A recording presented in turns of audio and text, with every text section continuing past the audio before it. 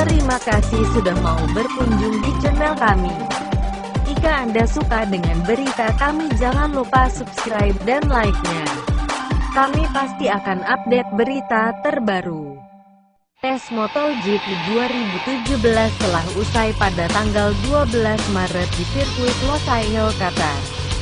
Para pebalap pun telah menguji berbagai hal dan berusaha beradaptasi dengan motor baru masing-masing sepanjang 3 kali tes, yaitu di Sepang, Malaysia, Phillip Island, Australia, dan Losail, Qatar. Rider top teratas seperti Marc Marquez, Valentino Rossi, dan Jorge Lorenzo tetap menjadi pusat perhatian pada 3 sesi tes pramusim yang berjalan.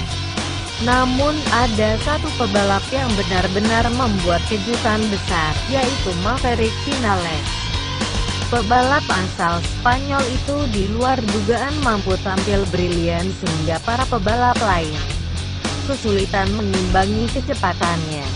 Kini, semua tim dan pebalap benar-benar memfokuskan diri menyambut bergulirnya MotoGP 2017. Pada tanggal 26 Maret, berikut poin terpenting selama tes pramusim ini. 1. Maverick Vinales tak kendur. Saat Maverick Vinales menggeber motor Yamaha untuk kali pertama pada tes di Valencia tahun lalu, mayoritas pengamat memprediksi sang pria Spanyol bakal cepat beradaptasi dengan motor barunya, tetapi tak seorang pun, bahkan di dalam timnya sendiri, mengira Vinales bakal melakukannya sangat cepat dan menghasilkan efek yang luar biasa. Vinales benar-benar tak membuang waktunya pada sesi pramusim. Dia menjadi pebalap tercepat pada 7 dari 11 hari tes pramusim. Bahkan, dia menjadi pebalap tercepat di setiap sesi pramusim di kategori catatan waktu keseluruhan. Hal ini mengindikasikan Vinales bakal kompetitif pada tiap trek dan pada semua kondisi. Beberapa hari sebelum seri pembuka MotoGP 2017, satu-satunya pertanyaan yang mengemuka adalah apakah Vinales bisa menangani tekanan besar saat terlibat dalam pacuan gelar juara dunia.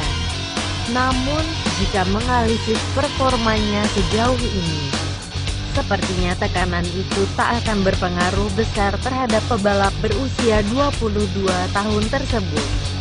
2. Marquez menyimpan rapat kartunya. Sulit memprediksi bagaimana penampilan pebalap Honda, Marc Marquez, pada seri pembuka MotoGP 2017 di sirkuit Losail, Qatar.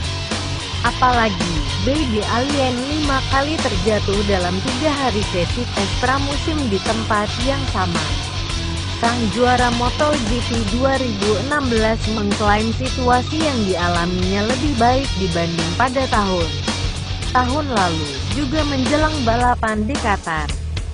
Saat itu, dia dan pebalap Honda lainnya kesulitan di area teknik hingga meminta rapat darurat demi mencari solusi atas situasi tak menguntungkan itu. Marc Marquez juga sangat menyadari Vinales bakal menjadi rival terberat dalam pertarungan titel, tetapi yang perlu dilihat apakah taktik yang dipilih Marquez pada musim lalu tampil konsisten dan tak mengambil risiko besar cukup untuk mengatasi ancaman dari Vinales. 3. Rossi gagal mendapat jawaban.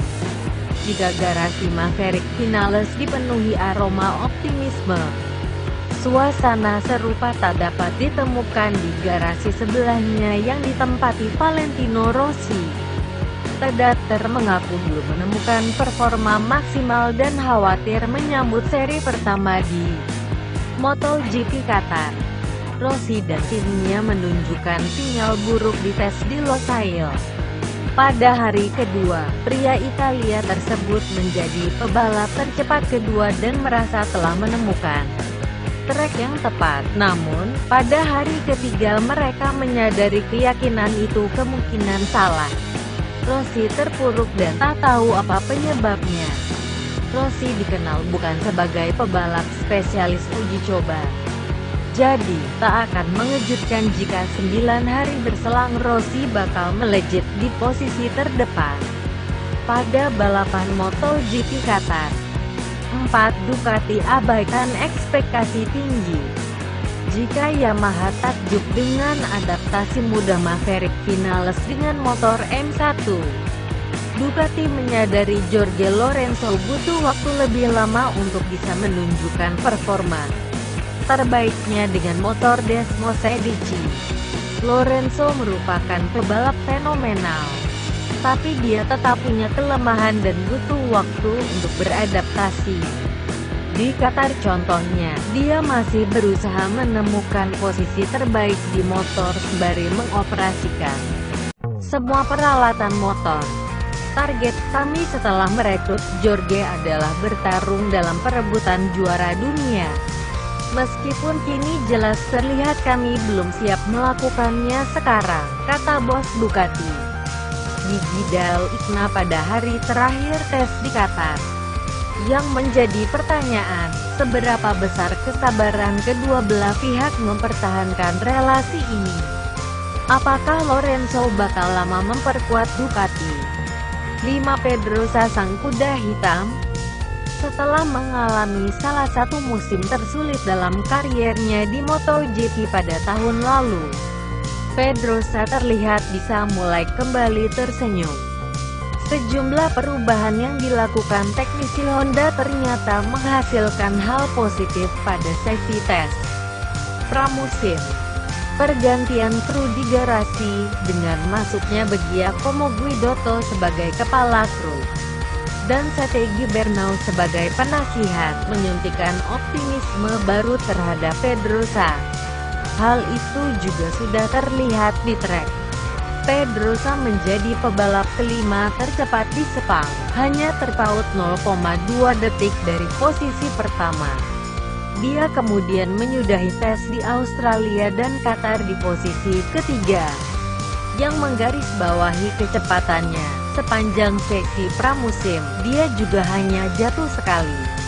Kami melakukan banyak perubahan di dalam tim yang cukup membantu. Sedikit perubahan di ban, di tim, dan diri saya sendiri. Jika Anda mendapatkan feeling bagus dan kepercayaan diri, maka itu akan menguatkan Anda, kata Dani Pedrosa.